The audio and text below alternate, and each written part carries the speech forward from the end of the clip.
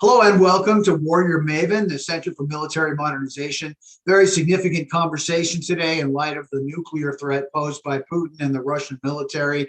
Sure enough, the forces were not only put on alert, but there have been even more recent threats, of course, along with the use of hypersonic weapons at war, the first time ever.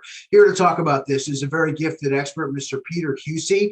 He is a senior fellow at the Hudson Institute, a non-resident fellow at the Atlantic Council, and also has his own consultancy, GeoStrategic Analysis. Mr. Huessy, thank you so much for your expertise.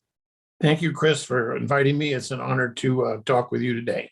Could Putin hold the world hostage with this nuclear threat? And should that even be possible? It calls to mind something I know you've been tracking for several years as well, 2018 Nuclear Posture Review. I remember former Secretary Mattis speaking on the Hill, telling members of Congress, look, we are asking for low-yield nuclear weapons, not because we want or intend to use them, but to bring Russia back to the negotiating table, to let those in power who have decision-making authority have the widest possible contingency of deterrence options available to them.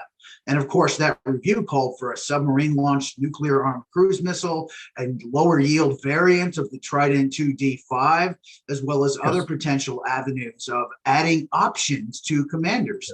What's your sense of that? Well, the D-5 low-yield weapon we have deployed. The numbers are probably in the low single digits, maybe a dozen. I don't know what the number is actually, but it is deployed. And this administration was persuaded not to get rid of it. There is money, research and development money for the cruise missile for the Navy, low yield to be launched either from surface ships or submarines. That's not built yet. It was in our inventory 2 administrations back under Mr. Obama, but he took it out and deleted it, similar to what George Bush 41 did at the end of the Cold War, where we got rid of all our tactical nuclear weapons aboard all our ships, all our Army battlefield weapons in Europe. And we had thousands, as did the Soviets, and we just got rid of them. And so we're basically down at least 10 to 1. Russia has at least 2,000 of these tactical nuclear weapons. And as I said, Mark Schneider and Steve Blank, 2 Russian experts, as well as 3 Chinese experts I heard from just the other day at Hudson, Gordon Chang, Brad Thayer, and Rick Fisher, all 5 of these people recommended that we do a triad of regional theater systems, cruise missiles for the Navy.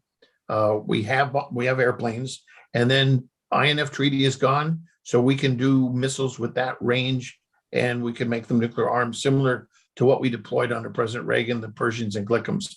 That, let me tell you something, would get Russia's attention, and also, in my view, would deter them from even breaking the threshold of nuclear weapons. I agree with my friend Michael Crapon. We don't agree on much, but he's head of the Stimson Center, and he talked about his view is not no first use, but no use. We should persuade through deterrence any adversary. Don't even think of using nuclear weapons at any level or any scale, whether escalate to win or not. And that is what, you can't do that by diplomatic persuasion. You have to have a deterrent, plus you have to have the policy that says you can't gain anything by going that way. And missile defense comes in big time here, particularly space-based defenses.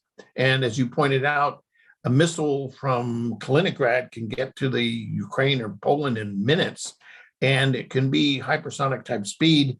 If they're the Chinese, for example, they put it in mid orbit and launch it not like an ICBM, an upside down U, but something that comes across the terrain of the earth and very difficult to find and track, and therefore very difficult to shoot down. But again, I don't see any alternative, Kris, except for deterrence.